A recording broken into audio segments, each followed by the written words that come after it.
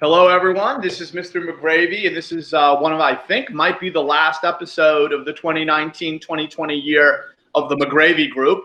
The McGravey Group is a talk show about civics and current events where the pundits are civics students.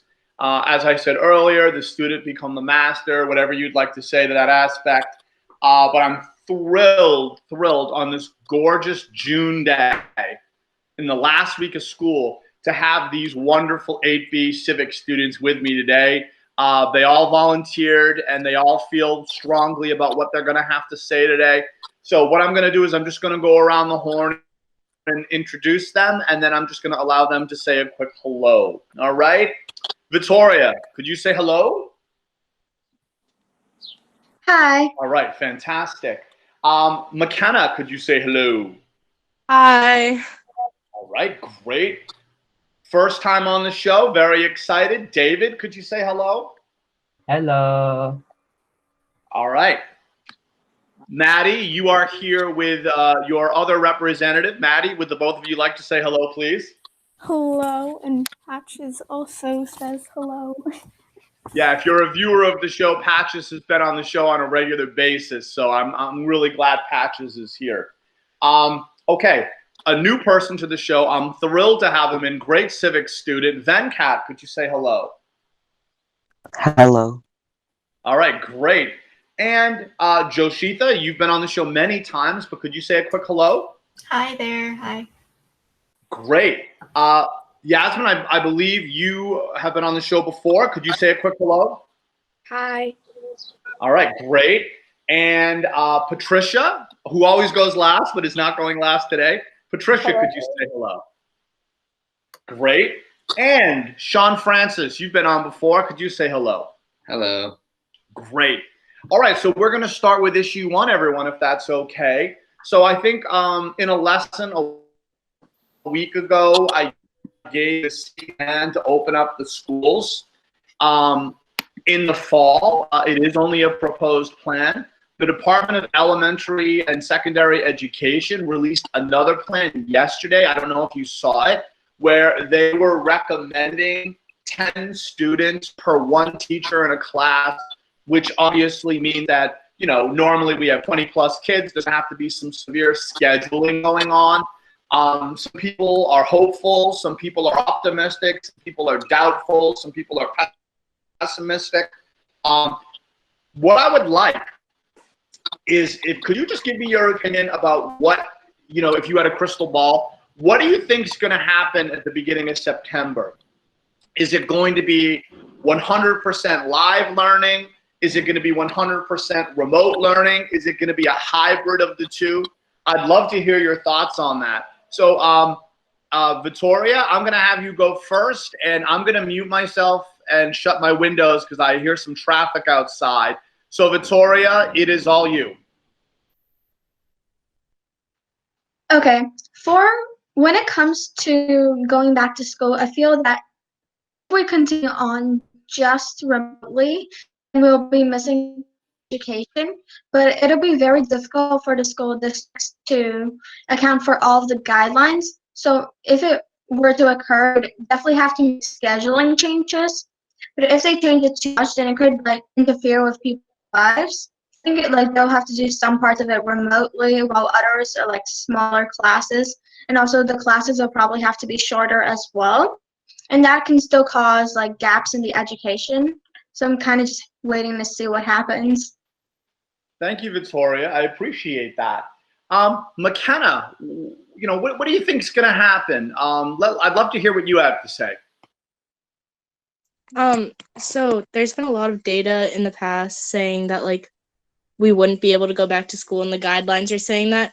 But there was actually there's new data coming out now that if you're asymptomatic, it's very rare for you to actually be able to transfer the disease.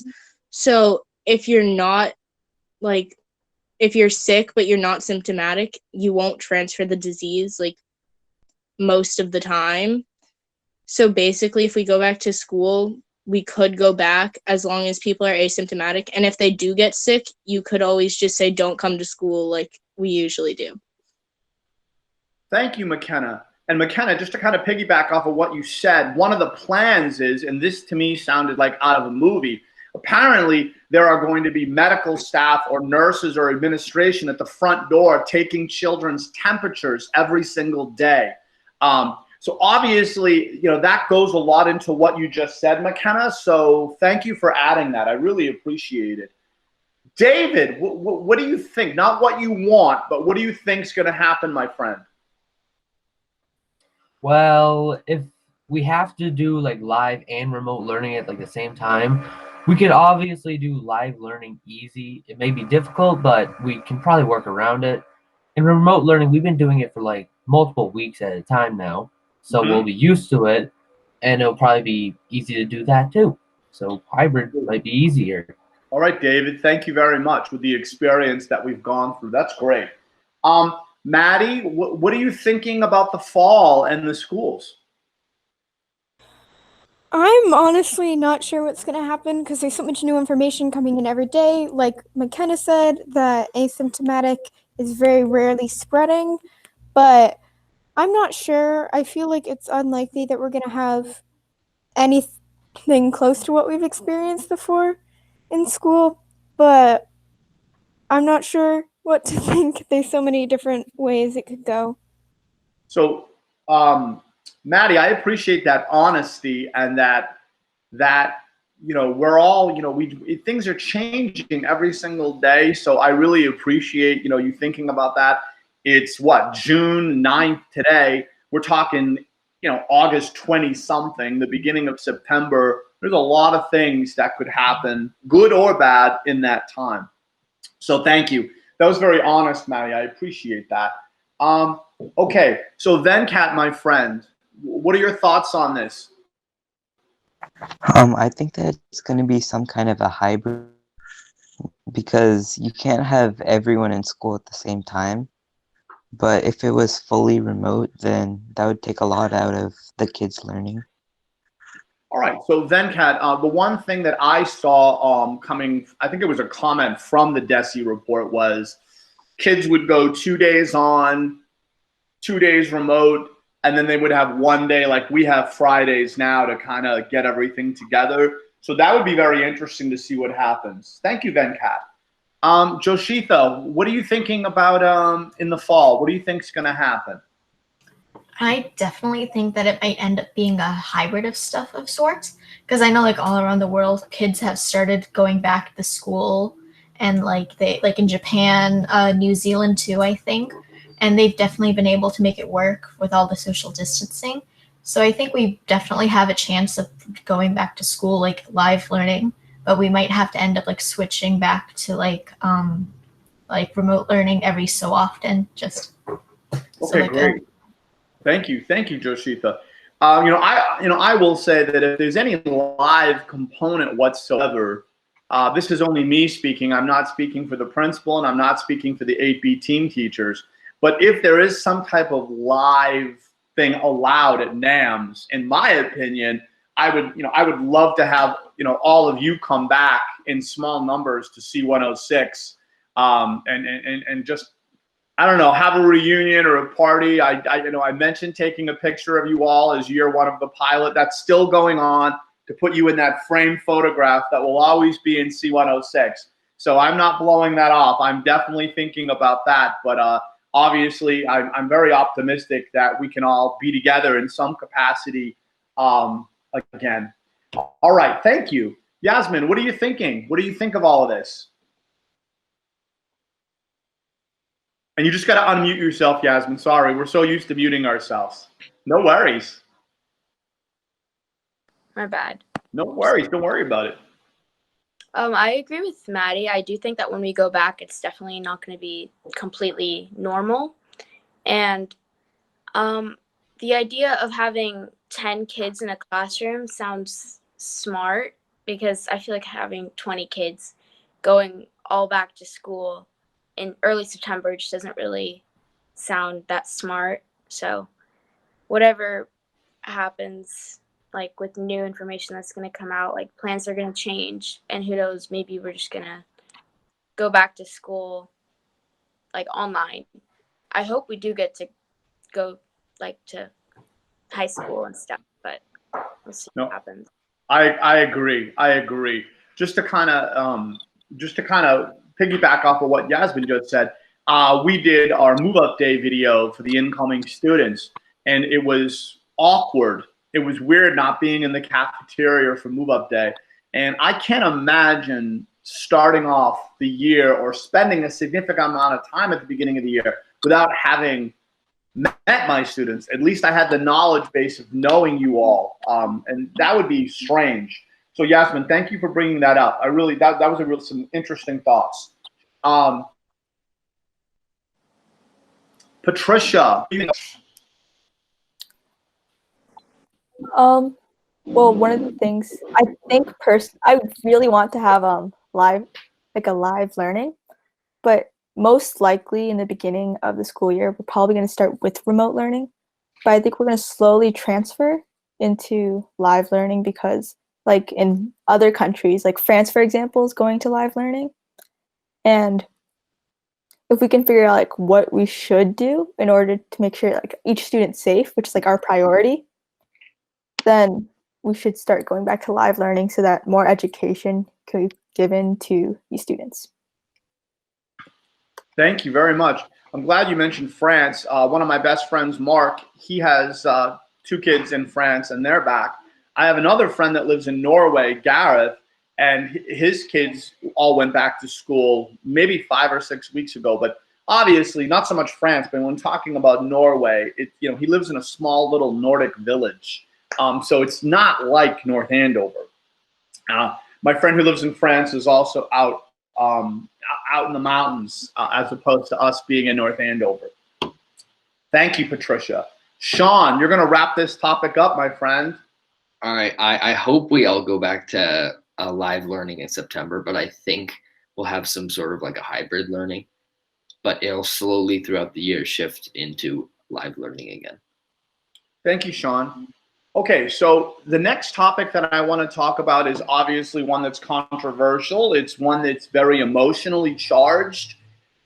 With that said, I know all of you well, and I know that we may disagree with one another, but I think we're all respectful and kind to one another, and I think it's going to be a great dialogue, whether we agree or disagree with one another. So I'm going to ask you your feelings right now, and you can take a pass on this if you're not comfortable, about the protests currently going on across the United States of America and the death of George Floyd and some other people. If you could just tell me, what are your feelings about this? Has this impacted you in any way? How has it impacted your family, your friends? Obviously, it's impacted us in different ways. I actually saw on the news last night that there wasn't a protest, but there was a meeting at the youth center in the North Andover Common in North Andover, Massachusetts, where people were able to just express themselves. It was not an all-out protest. I live in Melrose, and on the Fellsway, which is one of the major roads to Route 1, we had quite a large protest. I did not go to the protest, but I know some friends that did.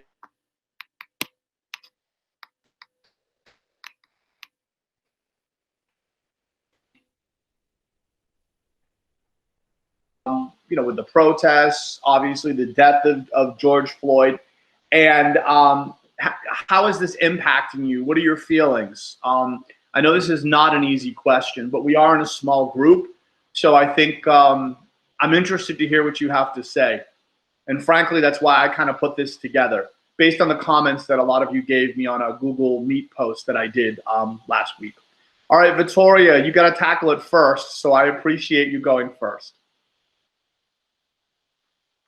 Okay, I'm just going to go on a little tangent here, but the protests are pretty warranted because all of these people are standing up for an issue and are trying to amplify the voices of those affected by police brutality at the moment. And it's important to address bias when it comes to the difference between the protests and the riots that have gone out, where some news stations will focus more on the peaceful ones and the important vigils, while others focus on solely on the riots and the violent part of it. But like if you analyze different facts that like the Department of Justice has released, like and with the methods that the National Guard has taken to like to addressing the issues that have come up, some of them are kind of scary, like just to like know that through the Geneva Convention, they banned the use of pepper spray and tear gas in war, but that's what are being used against people, and how the guidelines for using rubber bullets are between 36 to 72 yards, but they've been used at less than 30 yards, which can cause fatality, and there's a 15.5% like risk of getting permanent damage, the most common loss being vision loss. But like some good has come out of the protest, as well as the police officer that murdered George Floyd was charged with second-degree murder, and how the Marine Corps has become the first military branch to ban the use of the Confederate flag in public spaces that they work in.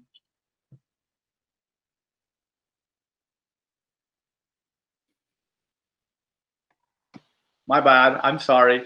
Victoria, I appreciate you, obviously having that knowledge and bringing that research or wherever you got it to the discussion. I really, really appreciate it. That was great. Thank you. Okay, McKenna, if you're comfortable, could you tell us how you're feeling right now and what's, your opinion of the protests?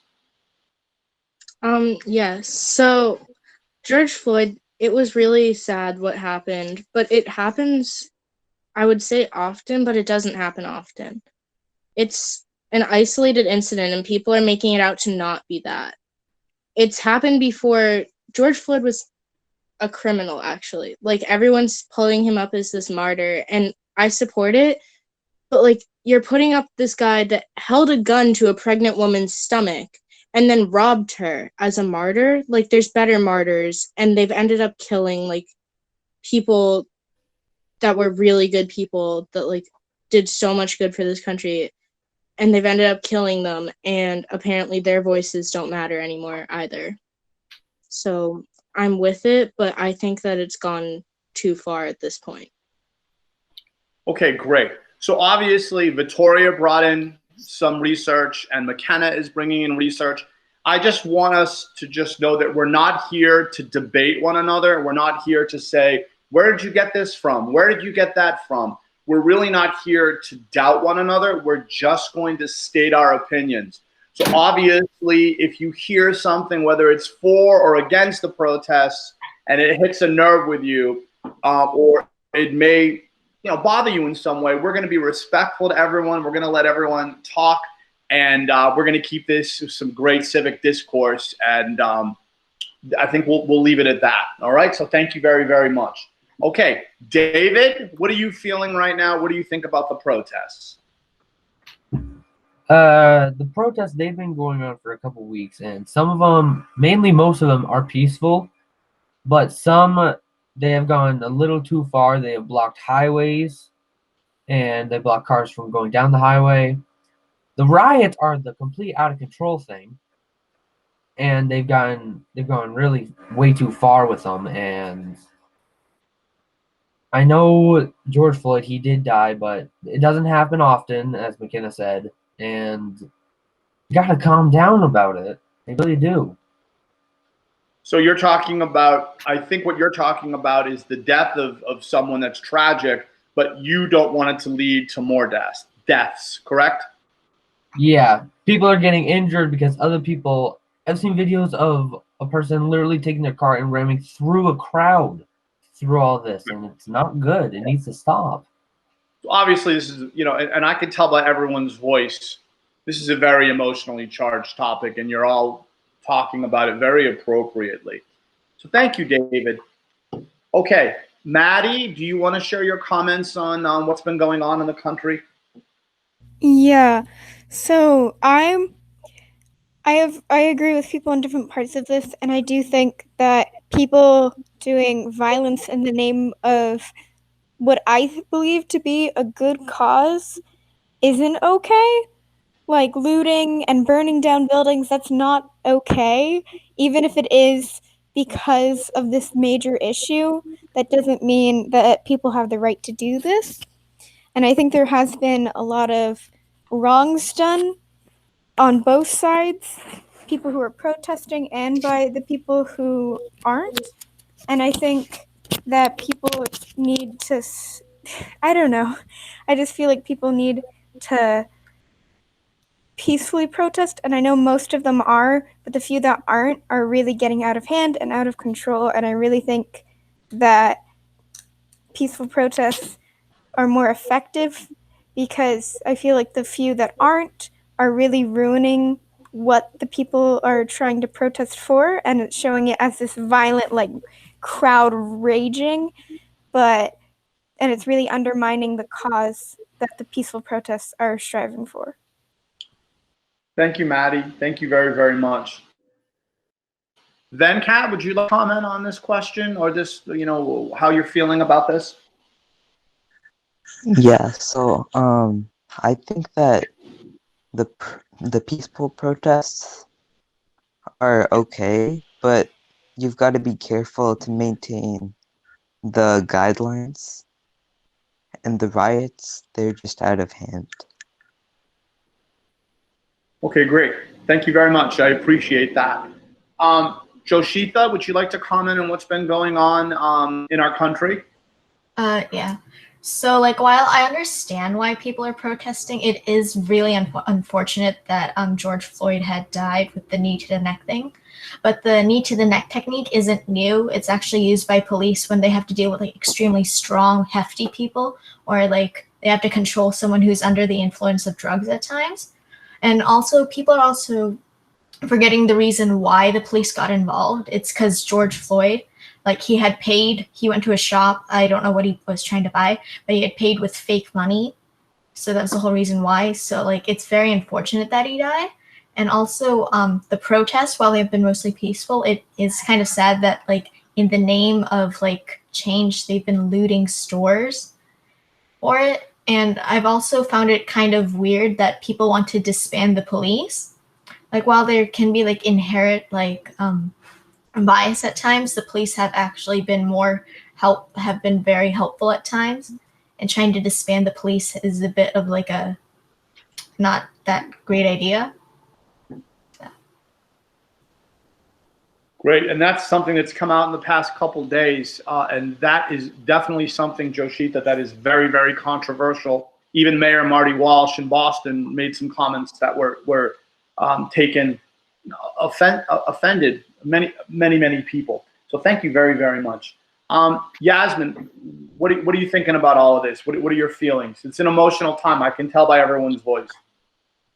So what happened to George Floyd was very unfortunate, and that he died for not a good reason, and it was it hurt to like watch the video and see that he was kind of pleading for his life and asking the officer to let him breathe, and he didn't allow him to do so. Even if he did have a criminal past, like that doesn't mean that he deserved to die in that way. And so I think when people are saying that that they're scared, well, a lot of people are scared. I'm scared, like seeing the news and seeing all of this going on, it's scary to watch.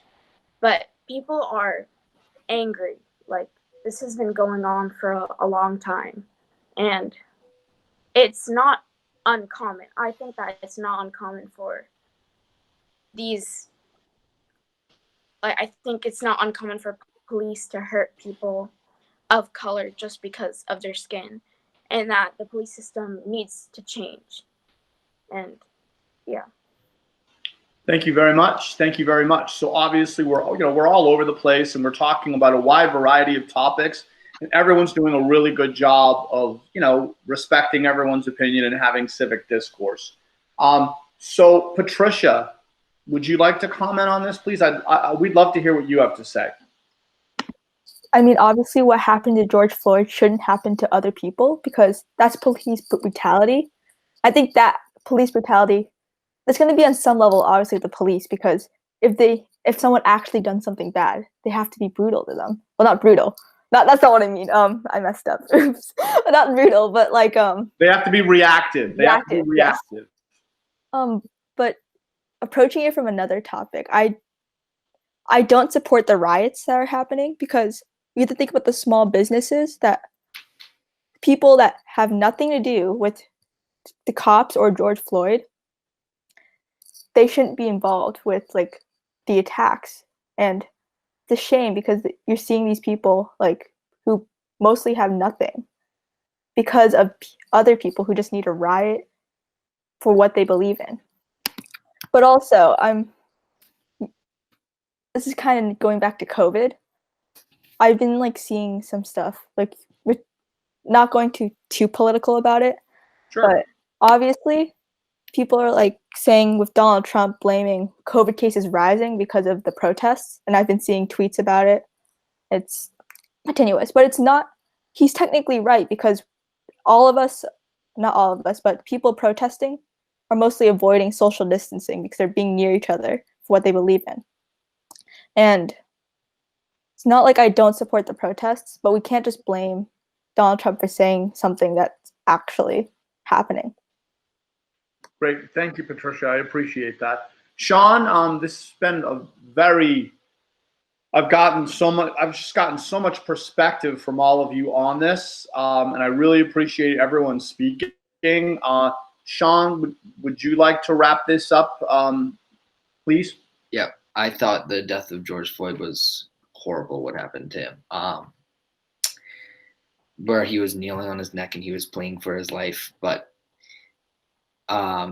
luckily the evil cop who killed him is now getting charged with second-degree murder, which I think he deserves it. But I think he should actually be charged with third-degree murder instead of second-degree murder, because if they, it's much harder to trial him on second-degree murder, and if they don't successfully trial him on second-degree murder, he has risks of being charged in a lower degree, such as involuntary manslaughter.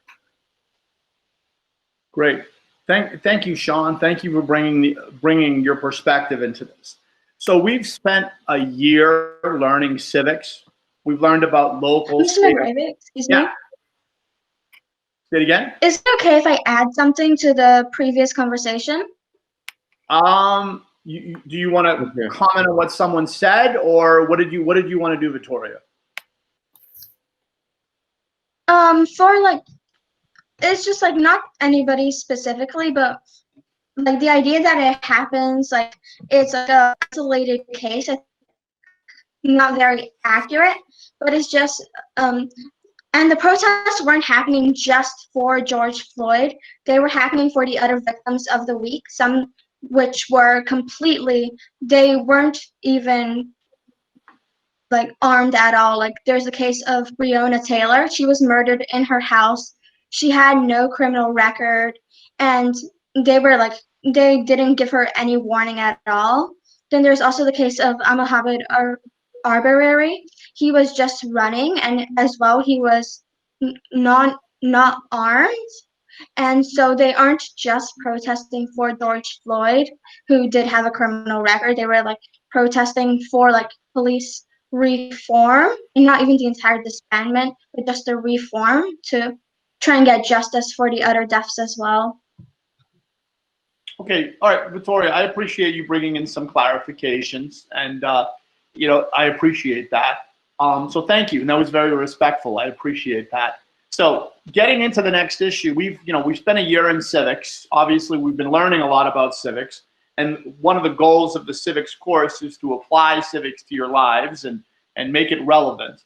So this question I have to you is, based on what you've learned in civics this year, what should the U.S. government do about these problems with protests, police brutality, all these things that should be going on? What should the courts do? Like our friends, the judges from Lawrence. What should President Trump do? What should the Congress do? What should the governor do? at the local level, what should the town manager, Melissa Murphy Rodriguez, do? What should they do within their power to deal with what's been going on? Just based on you learning civics and knowing the Constitution, what do you think is appropriate? How do you think they should step in? And Victoria, I'm going to have you go first.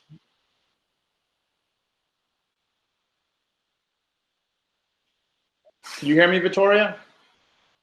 Yeah, I can hear. So currently with legislators, there are several legislators which are trying to address the current issues, and there have been a couple of bill drafts already created. And at the local and state levels, there, like with all the protests, there are some people who have supported it and given outlets such as the town manager and the youth center allowing our town to hold a peaceful vigil.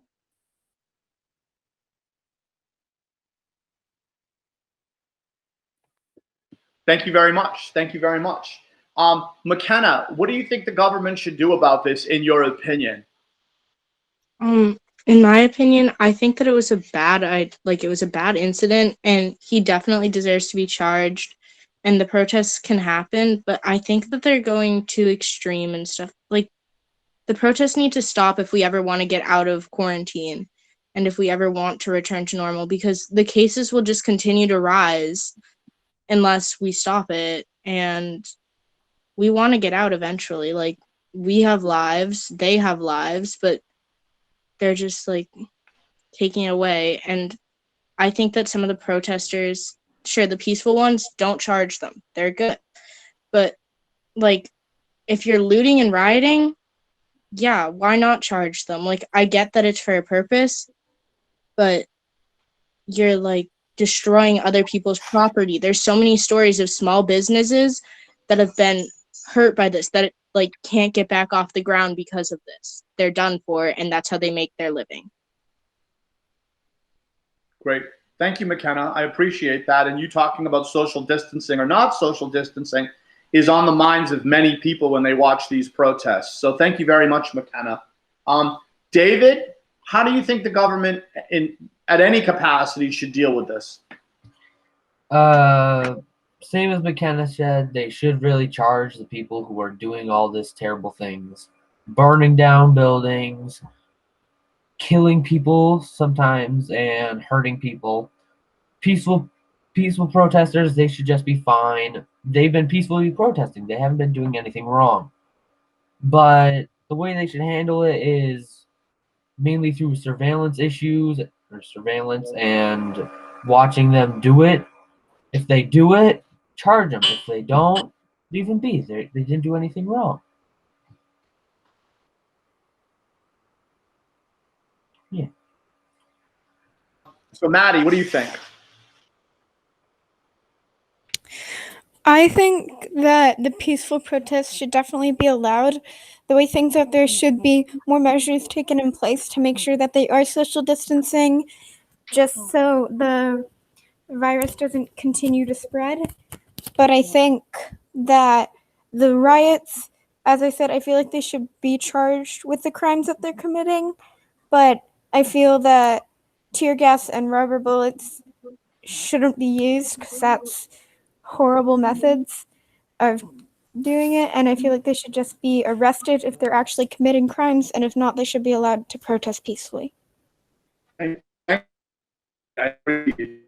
Venkat, how do you think civic-wise the government should be dealing with these issues? I agree with Maddie. I think that the peaceful protest should be allowed, but we should make sure that they're social distancing while peacefully protesting. And with the violent protests... Great. Thank you very much, Ben. I'm sorry, I cut you off. You keep on going. I apologize, Venkat. You continue. And with the violent protests, they should be charged.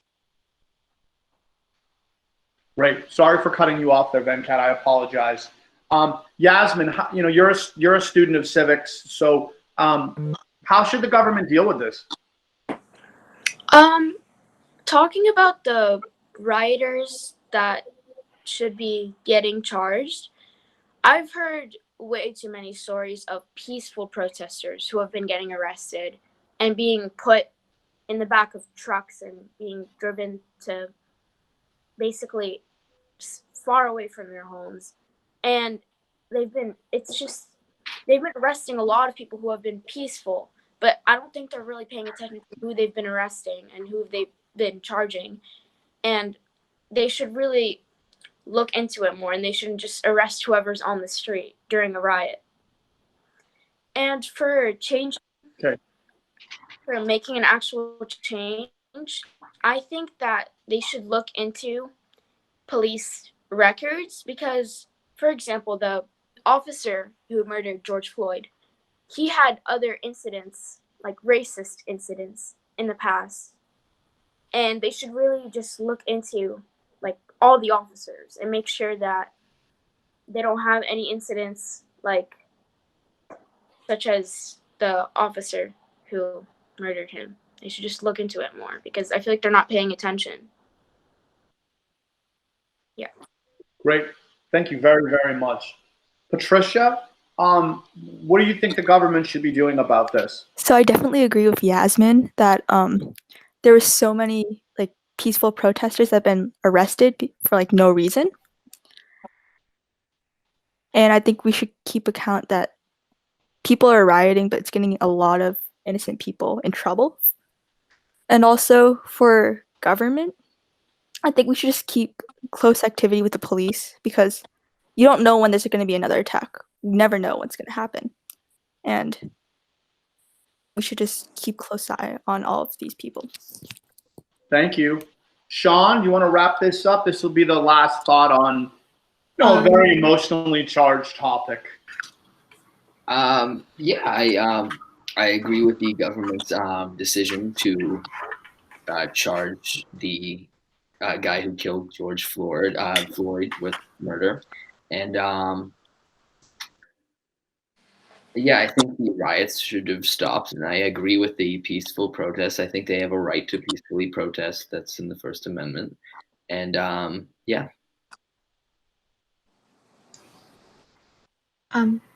You skipped me. Great. Thank you for bringing in the skipped First Amendment. Well, oh my gosh, I'm so sorry. Could you please comment on what you think government should do about this? I'm so sorry. It's fine. So I think that we should definitely still allow the peaceful protesting to continue because they're not harming anyone. But they should kind of continue at social distancing just so we can let them do it safely and we don't risk like their health.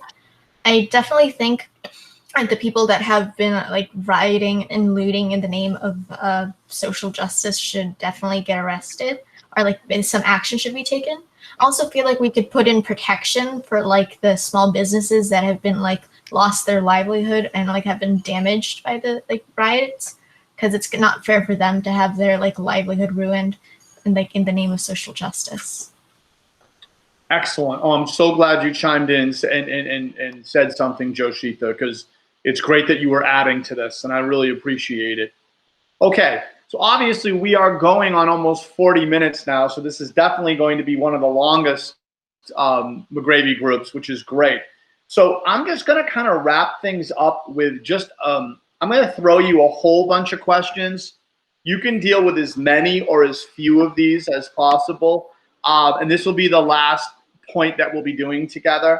So you're year one of the civics pilot. Obviously in August, you had no choice. You just took a foreign language, French, German, and you were in the program, and it's been an amazing journey. Mike, obviously I'm going to have new students soon, but what advice would you like to give my new 8B civics students who will be doing year two of the pilot, benefiting from all the hard work that all of you did? You know, obviously when they hear they're doing a civics pilot or the year, just advice for them.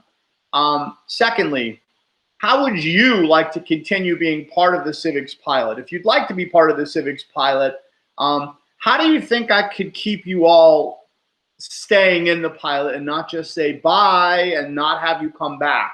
How could I involve you? The next thing is, The Democratic Knowledge Project is working this summer on revamping the curriculum. A lot of the feedback that you gave me, I gave them, and they're changing things.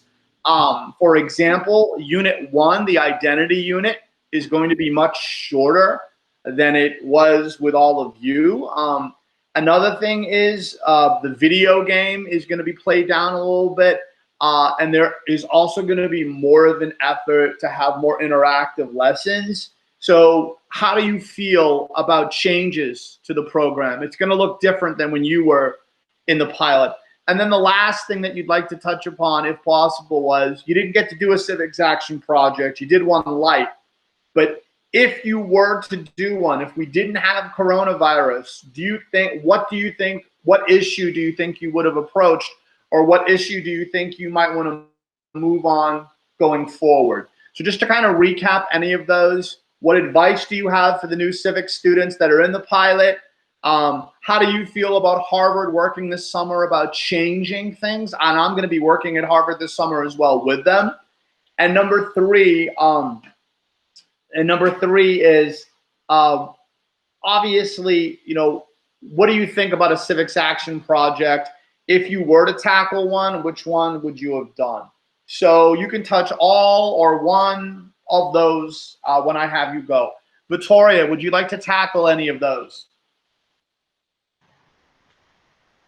So for the first part of the question, I would say to incoming civics students, like the best they can do is participate. It was a very fun year, very educational, and not even just inside of the class with all of the talks, but the extra trips that were to go, especially to Harvard Law School and to the Edward M. Kennedy Museum. They were definitely highlights of the year and the program. So to all of those students incoming, definitely participate and have fun with it. And then for the next part with the continuation and how we would like to, for me, I think I would like to continue on being a part of the program. If there was another opportunity for high school students to come back to the middle school and maybe review or have a sort of debate on an ongoing issue, after they've met with the Harvard students themselves, then we could come back as sort of a continuation of the lessons, continue to debate on issues. And for the changes to the program, it'll be very interesting to see how the students take in all the changes with the different parts of the curriculum.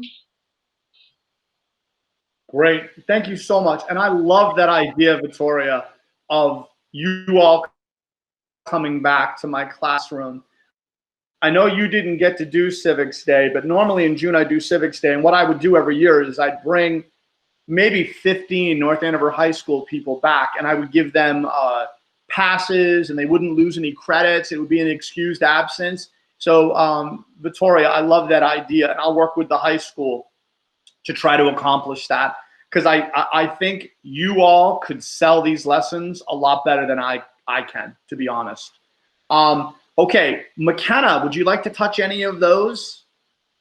Yeah, so advice for next year, I definitely agree with Victoria.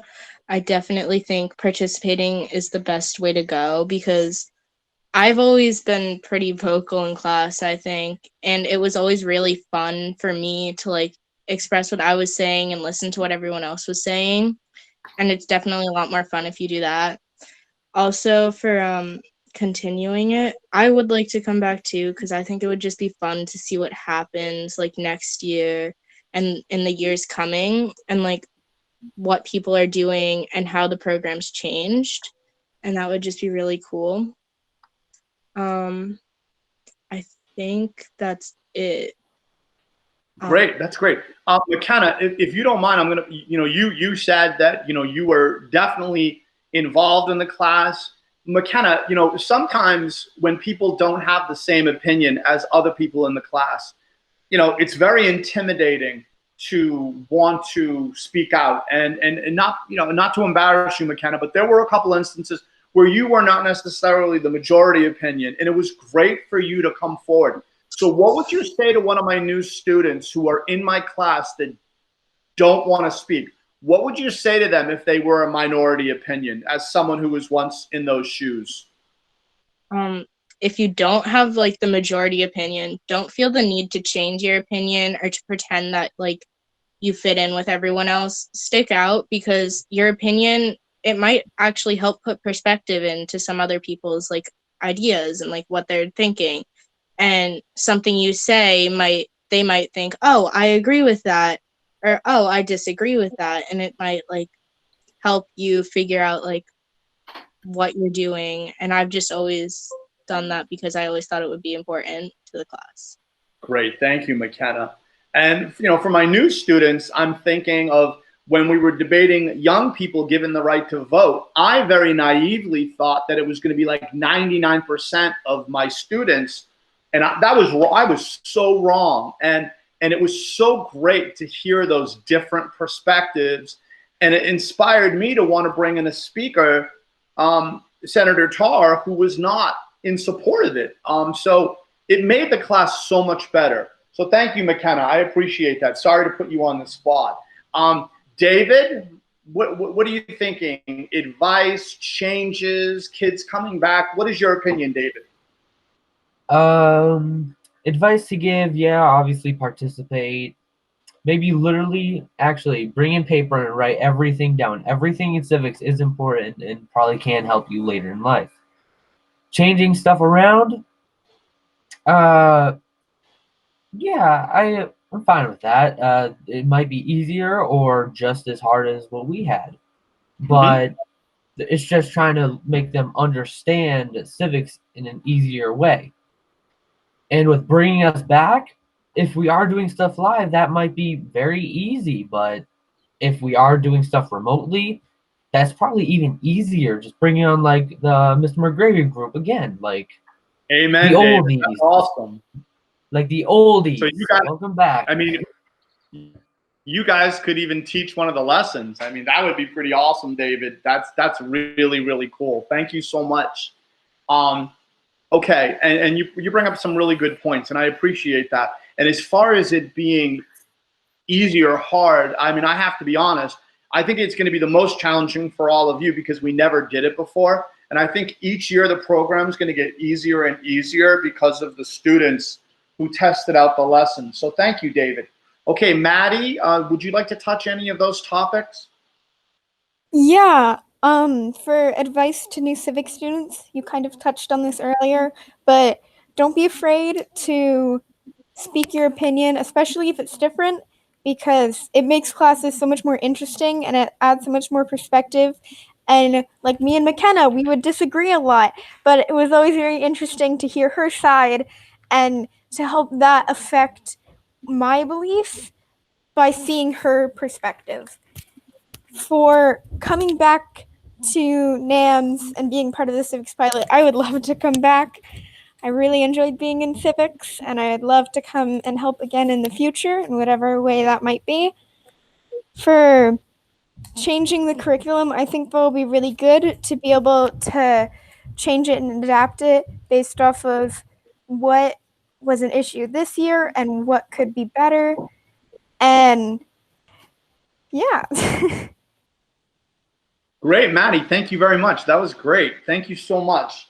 The other thing is, positive attitude. I'm seeing people up here, having a positive attitude, especially, as we embrace new things that we've never done before, are very, very important. So thank you. And actually, I've had an inspiration during this. What a great first lesson for my new students to show this video to them, which I think would be amazing. I think it would be so cool. And obviously, privately, I would get all of you and your parents' permission. If it's not something you're cool with, then no worries, no worries. Okay, so then, Kat, would you like to touch any of those? There's a lot of things to deal with. Would you like to touch upon any of those, my friend? Yeah, so everyone already said this, but the most important thing is participate, because if nobody participated, then it'd be kind of boring. And very good. About participating in the civics next year, yeah, I'd love to come back. Great. Excellent. Thank you, Venkat, very, very much. I appreciate that.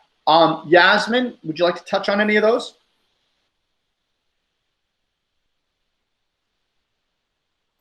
Oops, I did it again.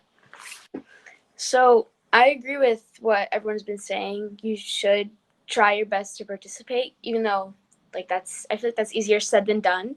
But once you do, I personally get like an exciting like feeling because it's like I don't know what it is about sharing your opinion with others, but it's exciting. And I do love the idea of coming back next year or whenever, whether it's online or in live learning. I think that's a good idea. So. Great. Yasmin, if you don't mind touching upon this, because you talked about being involved and things like that, what would you say, because not so much you, because you were pretty outspoken from the beginning, but I can think of your class about some people in your class that were kind of quiet. What would you say to a student who says, oh my gosh, I don't like to talk, I don't like to give my opinion? Just think of those kids that were quiet at the beginning and then came out of their shell. Take my new students through the fears or anxiety of this class that they might be having.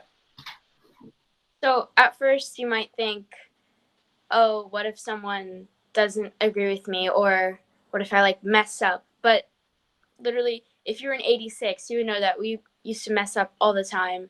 And like everyone, it's just a very safe space. Like if you mess up, it's fine. Everyone gets trampled on their words sometimes, but the more you speak, the better you get at it. So excellent. Good. Thank you very much. Thank you very much. Joshita, I did not forget you. So you are now, the floor is yours, Joshita. Thank you. So advice for future civics students, I definitely, like everyone else says, participate, because civics is literally all about what your opinions are and what change you want to bring into the world. And without your opinion, civics would just be like, it wouldn't really be civics anymore. And then as for the future civics pilot students, I would definitely love to come back just to see how the program has changed and grown. And maybe, I don't know, as speakers, so we can be like, oh, when I was in 8th grade, we did stuff like this. That's great. Joshita, you brought up a lot of really good points there in terms of what's happening in the class and being involved. But I think what you said was civics would be boring if people didn't state their opinion. And it's true. And Joshita, I will be very honest with you. When I did teach civics in the past, it was always from a textbook or from a packet or how a bill becomes a law. But seeing you all actually do civics, with the course being called Civics in Action, it completely blew me away. When you were doing the DBQs, the document-based questions, to see you all just tear through the Constitution and find all that evidence is something that I'd never seen before. And I've been teaching for 20 plus years. So thank you very much. That was great commentary. Okay, Patricia, would you like to comment on any of those topics? My advice to all of these 8th graders coming in is, yes, to participate, because even though civics might seem boring, I thought it was boring. First day of school, sorry, Mr. McGravey. I'm insulting you in class right here, but I've grown to love civics, especially the debates that we have. If I get to come back to the civics classroom, I hope to debate with the future 8th graders. I think it'll be fun for both of us, especially with mixed opinions. And yeah.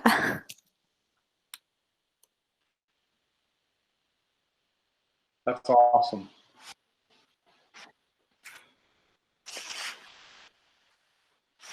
All right, thank you very much. And Sean, you are going to end this McGravey group. We're going on almost an hour now, buddy. This has been great. All right. I'd love to be back next year for a whole debate thing. That'll be really cool. And I like how Harvard made some changes throughout the whole curriculum with the less of the identity values unit and less of the game and everything. I approve of that. And I think throughout the year, they're probably going to make more changes. And then I think each year they improve and improve on it. Great. Well, this has been great. I can't thank you all for coming on here. I think this is, we're definitely going out on a huge high. Just think about all the things that we talked about today and how respectful we all were to one another, and smiling and being positive. So I'm going to say to the audience, this is a remarkable group of kids, not just the ones on this screen, but the others who are at home. It's just a great group.